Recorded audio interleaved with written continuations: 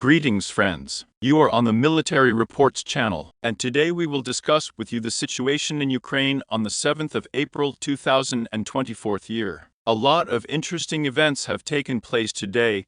There is progress along the front line. So let's get started. We will quickly literally walk along the Orekhovsky direction of the risky tactical staging area, since no major events have taken place here in the last 24 hours. The only thing is that cartographers separately note the further advance of the Russian army from Verbov in the northeastern direction, let's say Novodanilovka. In other words, nothing really significant. There are also several episodes of counter-battery fighting, as a result of which several pieces of equipment of the armed forces of Ukraine were destroyed somewhere in the Orekhovo area. But in general, some kind of strike was noted in the area of Malaya Tokmachka. There is also another position, an artillery position in the USU, which was discovered during reconnaissance activities, and it was immediately hit with the use of a multiple launch rocket system of Russian troops.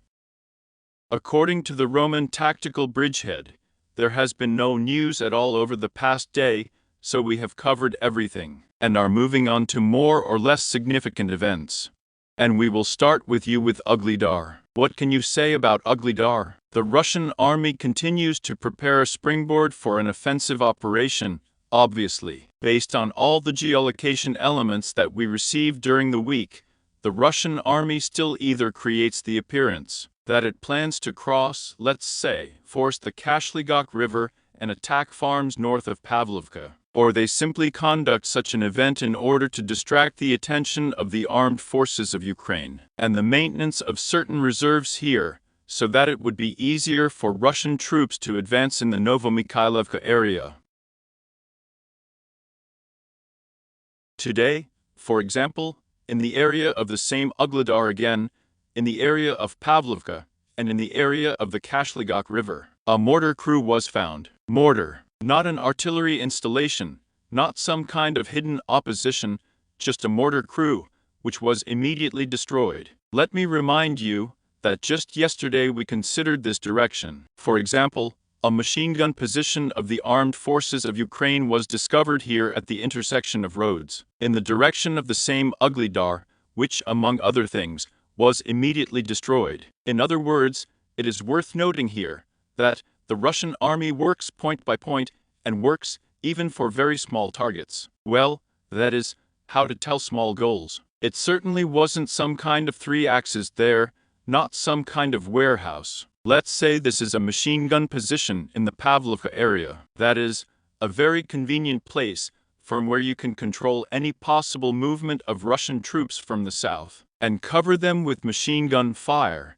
and the mortar crew that is being used may have been planned to be used also when crossing the river, on the advancing positions. In other words, they work on very precise small targets that are able to resist and provide really serious resistance, first of all, including infantry units of the Russian army. That is indeed, most likely something will happen here in the coming days.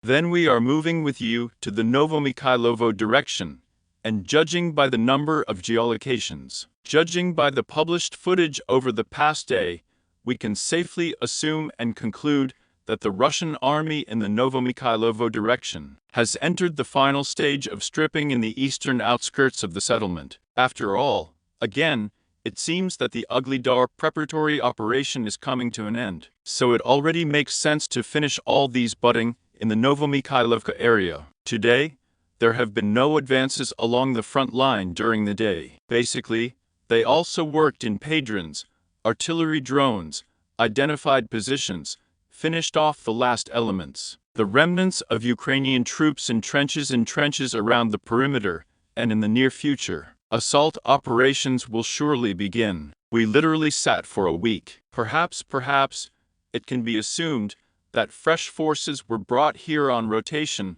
about a week ago, and now for a week, these fresh forces have been sitting, they have ceased to be fresh. Perhaps now another rotation is at stake on the western outskirts of Novomykhailovka, so the Russian army has become more active. At the end of the rotation, drones are starting to work for tired, exhausted troops. perhaps in order to disrupt the rotation, perhaps to the last and more, in order to prevent the supply of fresh forces, and finally complete it. Well, that is, something like this is happening exactly on the western outskirts of Novomikhailivka, not only on the western ones, including in the area of Paraskovevka. Artillery strikes are being carried out, that is, mostly mortar. Most likely the calculation of the mortar opposition, perhaps the bases in the operator's beer, and drone strikes are being carried out south of Konstantinovka. In other words, we are approaching the final stage. Among other things, we see you working at longer distances. The operation of multiple launch rocket systems in the area of the settlement of Elizavetovka, Genovka. Well, again, I repeat, in my opinion, from what we see, it is the situation in the South Donetsk direction that is approaching this stage of the approach to the final stage, and in the near future an active movement, the retreat of the AFU troops, and the offensive of the Russian army will begin here. Then, we go with you to the Krasnogorsk-Mariinsky St. George direction. It is worth noting here, not most likely, it is already obvious that the armed forces of Ukraine have managed to stabilize the situation in the southern part of Krasnogorskrovka, which are located south of the railway, and individual cartographers, and in principle we have colored the data. Let's say the private sector is again in the AFU control zone, because there are probably no Russian troops here. The first geolocations of the fresh, and let's say the southeastern outskirts of the settlement have already been published. In these frames, for example, we can observe with you how the Russian army managed to identify the positions of the protrusions in this part of Krasnogorskavka, and mortars and artillery immediately began to work on these positions, which confirms at least control over this area, and among other things, footage of the same Lancets arriving, various types of equipment arriving at the AFU positions in the southern part of Krasnogorskavka was published. And in particular, among other things, counter-battery measures continued to be carried out to the west of Krasnogorovka. Additional howitzers were destroyed, but in general, the direction here was becoming. Among other things, it was not only getting worse, but Russian troops in some areas retreated back, as for example, Krasnogorovka. There is no news on Georgiivka at all. Perhaps the St. George direction is primarily connected, among other things, with the final stage in Novomikhailivka, and therefore no progress, no actions are being taken here yet, but until the whole story, the whole situation in Novomikhailivka and Ugledar, is finally resolved. Perhaps after that, some kind of movement will also begin. Although other sources, for example, report that today over the past day, there have been attempts to move along the railway. Along the Donetsk-Krasnogorsk line, however, no geolocations confirming this progress have been published, but everything is exclusively there, in the form of some posts and telegram messages. Then, we are moving with you to, let's say, the Avdiivsky direction, in the area of Pervomaysky, Yesnobrodovka, Natalovskaya and other cities, Novolskaya, Karlovka in this direction. A large number of geolocations have been received here today. Let me remind you that over the past week, the Russian army has repeatedly attempted an offensive in the direction of Amansky in order to enter the settlement itself. After several attempts at an offensive, the Russian army stopped, at least for the last 2 days. It has not published anything at all from this direction. All the frames, the last frames, are dated the 4th-5th of April, and in general, it was not possible to enter Samomana on the southern street of Batuli. But on the other hand, I remind you that the footage of the destroyed bridge over the Bad River was published, and in general, both the southern street of Amansky and Snobrodovka turned out to be cut off from the northern direction. And today, we received fresh, very interesting shots from the village of Vodyanaya. In other words, I remind you that Embankment Street is a water street, but the fact that Pershatravnevaya Street is already Mayday. And here are published footage from the AFU of the assault actions of the Russian army given to the west of Vodiane, in the direction of the settlement of Ney-Taylovo. In these frames, we see with Ubeha, who is heading towards the Ukrainian fortifications, a landing force consisting of 1, 2, 3, 4, 5, 6 fighters landed, and immediately the Russian fighters began to clean up and consolidate on new frontiers. In my opinion, Beha remained in place. In place of the APU, they immediately began to work out positions with the use of artillery, mortars, but apparently they managed to gain a foothold and managed to take new frontiers, among other things. In other words, this is the first confirmed fact that after the capture of Vodianovo, that is, Vodianovo ends in the water, the Russian army managed to advance further and most importantly cross a small, let's say, water barrier here. This is a small river. It's hard to say what it's called. It may have dried up a long time ago, but there is a small passage here. In general, the area is swampy, a small farm, and at the moment the first shots are already appearing, showing that the Russian army is moving west in the direction of the same Yasnobrodovka, but only from the south. And in general, if we calculate the distance from the new positions, the extreme advanced positions of the Russian army, say to the nearest buildings in Ney-Taylovo itself, then the distance is 700 meters, and the same positions of the Russian army of the new frontiers to the Snobrodovka-Ney-Taylovo road is less than 1.5 kilometers. In other words, at the moment, we can already state with you the fact that the Russian army has begun assault operations, or the beginning of a preparatory operation, preparatory actions towards Nitalev.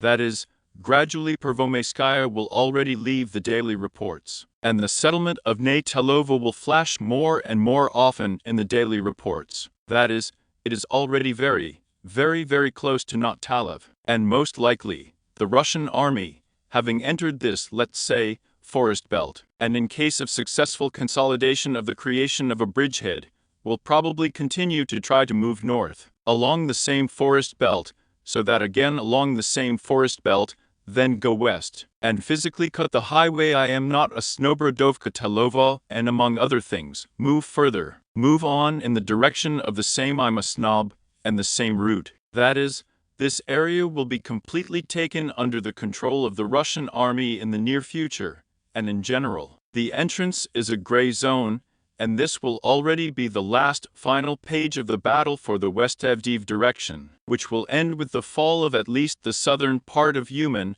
Yasnobrodovka, and possibly Pervomeyskaya 100%. Nitalovo will probably be in the semicircle of the north and width of the east. About the southern, southwestern, and western direction, of course, is questionable, including during the day. A fairly confident, fairly effective counter-battery struggle was carried out by the Russian army. In the last day, additional footage of destroyed artillery installations of the armed forces of Ukraine was published. In the area of the same Mezovoy, and in the area of the Charles Reservoir, Max Proshka was destroyed in general. High, which was traveling to the position, perhaps in the same Yasnobrodovka, and perhaps at the same time not Taylovo. However, during an attempt to move along the Charles Reservoir, the Max Proshka was hit and destroyed. That is, the mission is gradually going on, this operation is coming to an end, and in the near future, it will all become more or less clear there. Then Burdik. There is no news, no changes, duels continue, mostly with buckets of duels, and the only thing worth noting is the newly published footage of the shooting down and destruction of the Ukrainian Max Proshki along the Burdik line, then Osharatina. That is, we see that she is standing still abandoned. Now she is already being finished off with the use of a drone. Of course, the question immediately arises, why Max Proshka was thrown so far from the line of contact. The only thing that you can pay attention to is, say, a driver's window with 2 holes, or attempts to make holes, bullet holes. or attempts to break through, let's say, the driver's glass itself, which in turn can confirm the fact that the Russian DRG is already able to get as close as possible to this highway. This area is most likely already under the control of the armed forces of the Russian Federation, and as you see, there is nothing to get to Berdik from Bukhmutovka, from the next one already along this highway. The only possible other way is most likely to drive up to this direction.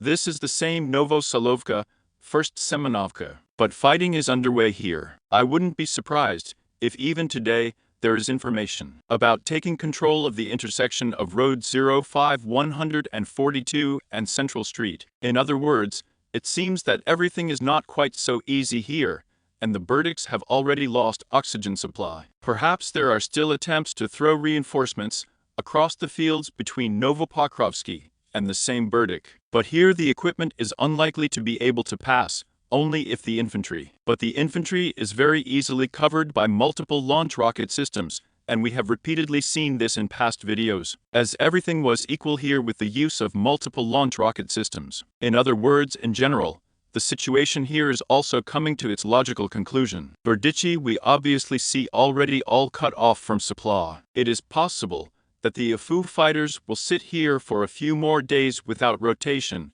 without reinforcements, and when it finally reaches them, that they are, as it were, abandoned to their fate. They will begin to break through the fields again to Solovyev's position on Bakhmutovka, and of course during these breakthroughs of retreat, they will surely be covered with multiple launch rocket systems, and on this it's all over. Very interesting shots were received today again by Kalinovo. Let's prove so unexpected shots, I would say. Who remembers the previous configuration of the front line? Then I remind you that in this area, mostly the line of combat contact passed by rail, but today the footage was published by the Ukrainian side. In my opinion, this is a special purpose brigade, not these, but perhaps I can't say someone's chevron right now. But what is worth noting?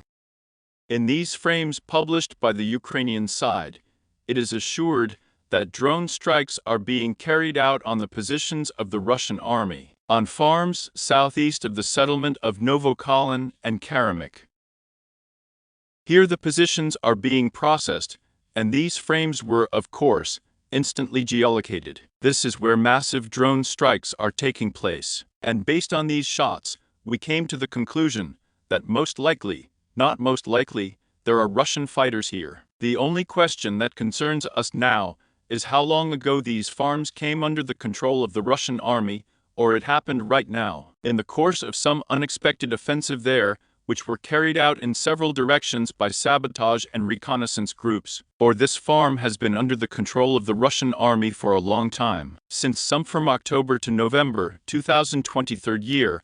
Only today we received the first geolocation. It is difficult to assume, but in general, the position is very convenient for further offensive. The only thing worth paying attention to is the absence of fortified areas, the absence of trenches, dug trenches around farms. That is, well, these shots that there are no trenches say that most likely these farms may have been in the gray zone at all, and no other country had the opportunity to dig in properly here. Perhaps now this process will accelerate and acquire such a more or less serious character. Although I can't imagine how to dig in under such fire with buckets of blows, but it's possible. Well, the bridgehead is very important, and of course Russian troops are unlikely to retreat from here, since this is already a close approach to Novokalinovo itself. There is literally a small breakthrough, and battles will already begin along the first streets of the village itself. And this is a Perchetravnev approach to the street. That is, you can well not bad, and eventually go to the queue itself from the east. But there are certainly prospects for this springboard. Let's see how the situation develops further. Then we are moving to the bright direction, firm where a flurry of news is coming today. A little geolocation, but a lot of news. Well, let's start in order. We'll probably start with Bogdanovka. As you can see, A large number of flags, icons with a flag, let's say, yes. Most cartographers, most sources have already hastened to report that most of Bogdanovka is under the control of the armed forces of the Russian Federation. However, this control was established not during the assault operations, but during the withdrawal of troops of the armed forces of Ukraine. At least, so it is noted in the statement that the Ukrainians have begun to withdraw their troops from Bogdanovka to farms to the north, including to the settlement of Kalinovka, and, well, in general, they are withdrawing here to the forest located to the west. What is worth paying attention to here? This is because if we now add a small yellow line here, let's assume there is some kind of yellow line, so that you understand perfectly well that everything that is under Ukrainian control, that is, above the yellow line, it's all on a hill. It's a hill, it's a hill, it's a height, it's a hill. And the difference is quite significant. I won't tell you in numbers, there are 2, 3, or 50, 60 meters difference in height. But Bogdanovka itself is in the palm of your hand. In other words, you have moved from the lowlands to the hills, and here everything is pitted with trenches. Several lines of echelon defense. And from here, in principle, as I understand it, according to the IDO, there will be an attempt to continue to hold the defense and not allow the armed forces of the Russian Federation to move further and in general, not even allow them to gain a foothold. But in any case, if we sum up everything that we have received over the past few days, then according to various cartographers, reliable, unreliable, there, 3rd, 5th, 10th, pro-Russian, pro-Ukrainian, neutral, various sources. If we sum up everything and try to put it on the map, that is, approximately this territory is under the full control of the Russian Federation, and the assault operations continue further towards the Seversky-Donetsk-Donbass Canal. And in particular, it is permissible that shots of strikes on mortar positions, mortar calculations were published on Kalinovka, and, accordingly, the focus is gradually shifting to Kalinovka. Very rare shots in the past, I think in the near future, we will receive quite often from here. Along the eastern block of the Yar clock, we also see a large number of drones, a large number of frames. Basically, of course, they are all dedicated to cleaning up, cleaning Baba hedgehogs, cleaning artillery strikes, dropping grenades on the personnel of the armed forces of Ukraine. And everything, as we see, is mostly at night. High losses on the part of the APU. Flies here, and drying 25ths, continuously 24/7, several approaches, several waves. Of course, they work in pairs, work out everything that can be worked out with anything, and in general, as if the assault actions continue.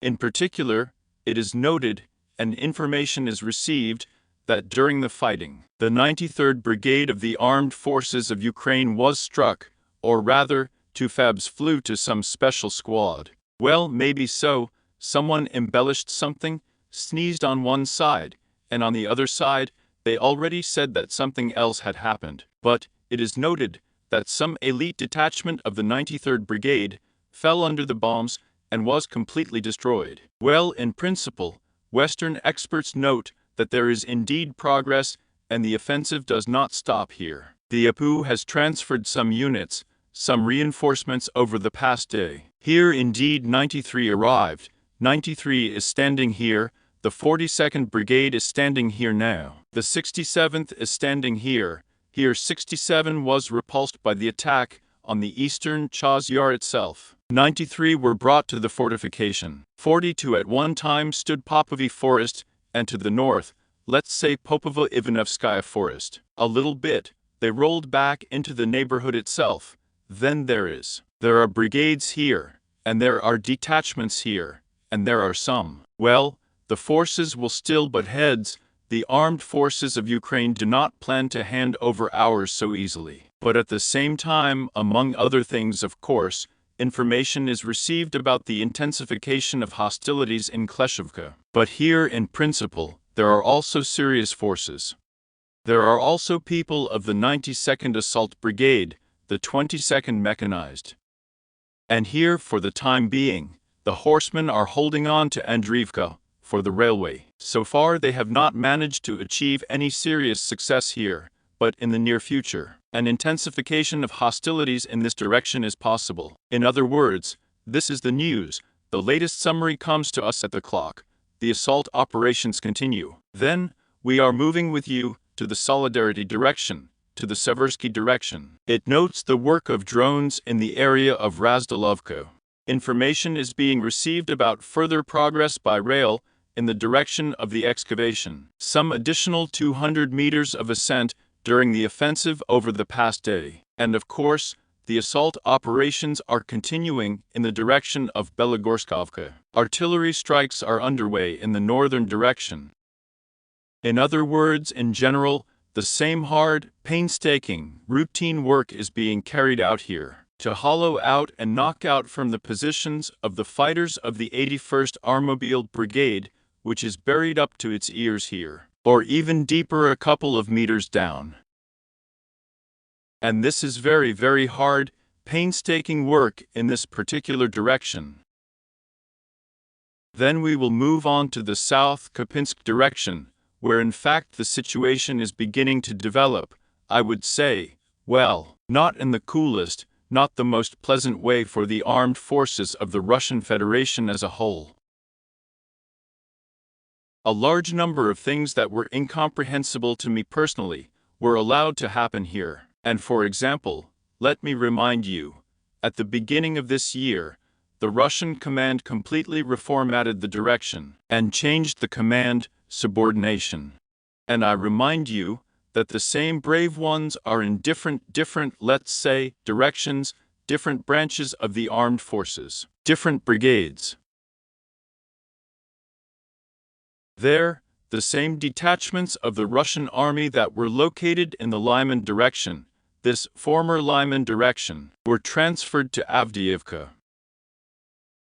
And now those who used to stand under the estuary are storming, heading, and punching there, say, a bridgehead in the west of Avdiivka. And this Lyman direction was simply attached to the Kupinsky direction, and this one Kupinsky direction was made from Kupia itself to the Seversky Donetsk-Donbass River. And I don't know why this is happening, and how everything is happening here, but after this unification, everything here has become very difficult to develop, and the Russian army is suffering very high losses in this direction.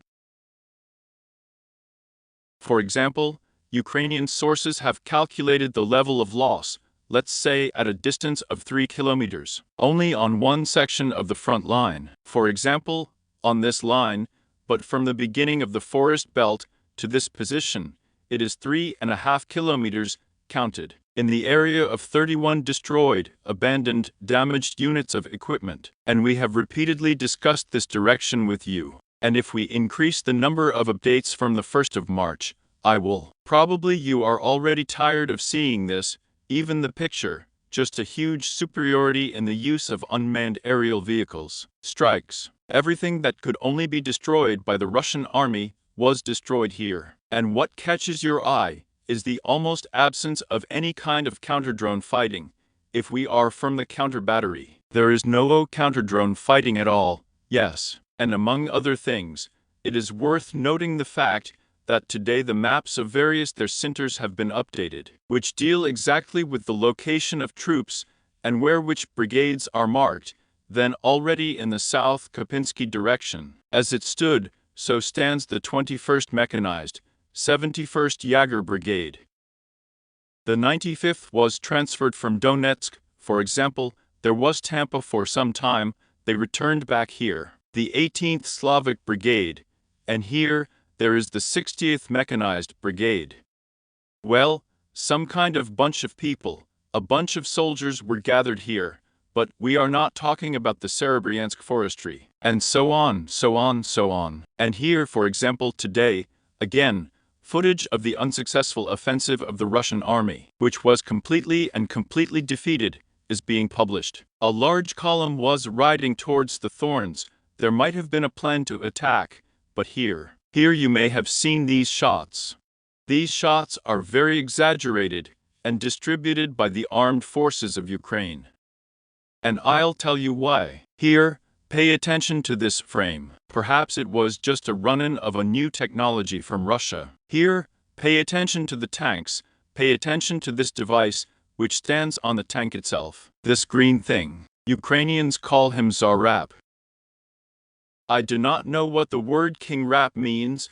Well, probably, if we break it down into parts ourselves, it's King-Rap.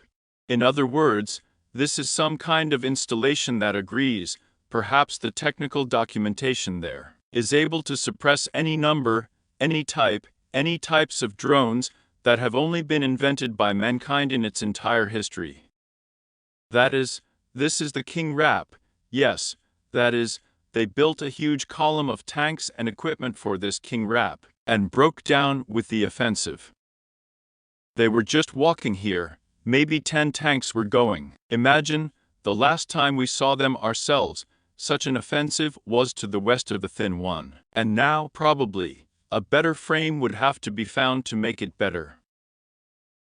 Ah, well, let's still be possible here. Yes, there are 2 frames here. Here it turns out these frames. Let's see again. Here's 1, 2, 3, 4, 5, 6. Well, a large column of equipment is moving. And so under the cover of this King of Rap, but for some reason, this King of Rap did not help. It didn't help, and instead of, as it were, jamming all the disembodied people just unhindered, well, everyone did their job here. And in the end, it turns out that the equipment was abandoned, and in the end, the Ukrainians evacuated this tank with this Zarap in the direction of NATO engineers. That's the story. Here it develops exactly in this way. And here it is worth noting, of course, after several months, let's say, such a stop at the very outskirts of Ternov, there have already been attempts of a counteroffensive by the armed forces of Ukraine, and as a result of which some areas are already beginning to fight back, namely to the east of the settlement. Here it is worth paying attention to this direction. But we will see how this story ends. This is very important, in fact, the Ternovskaya salient, because it is the key one in the Belogorsk offensive operation. It will be really unpleasant if Belogorsk can be overcome, and in the course of some counteroffensive actions of the armed forces of Ukraine, the front will be pushed back by Kremenna-Dobrov. That is, as if this is not exactly what the armed command of the Russian army is counting on in this direction. That is, so far, of all the directions, this is the most difficult, the most critical, and very important direction in the first place. Then we move on to Kharkiv. Again, we have a large number of strikes, a large number of destroyed energy infrastructure facilities. A high-voltage substation of the Slavyansky district near the Levada railway station is being destroyed. That is, it is seeking the last power plants in Kharkiv, and in the near future, it is going to Kharkiv for a very, very, very long hibernation. Information is already being received from the local authorities that nothing will be restored here until the new year. If the residents stay here, then they need to prepare for a very, very hard winter 2024-2025.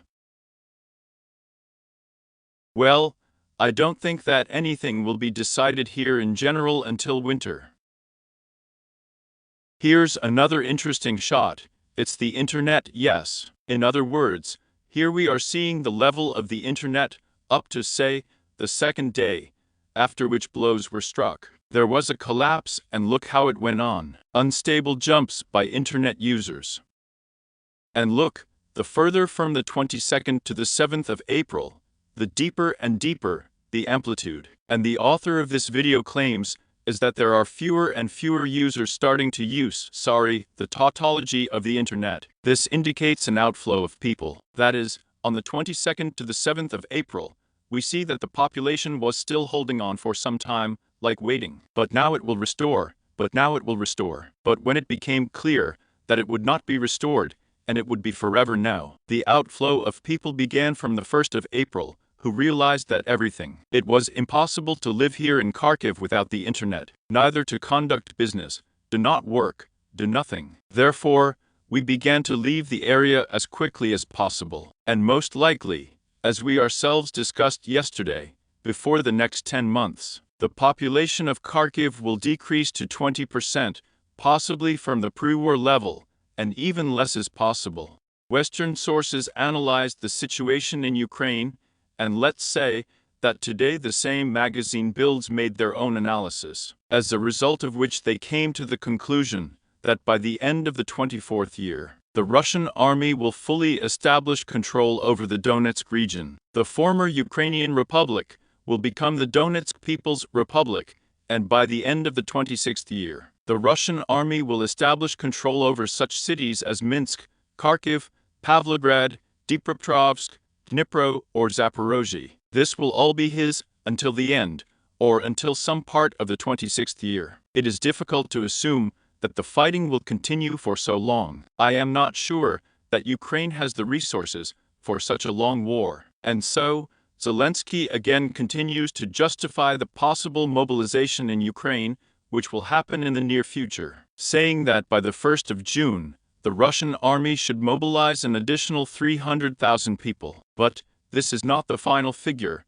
Perhaps the figure will be even more, for some possible summer offensive there. In turn, Donald Trump says that the war will end as soon as he becomes president. He will force Ukraine to give up part of the territory, say the same Crimea, and some territories, perhaps those that are already under the control of the Russian army, and end the war. Well, let's say Zelensky is unlikely to go for it. Trump is not really familiar with Vladimir Zelensky so closely as to draw such conclusions. Well, let's see how it all ends.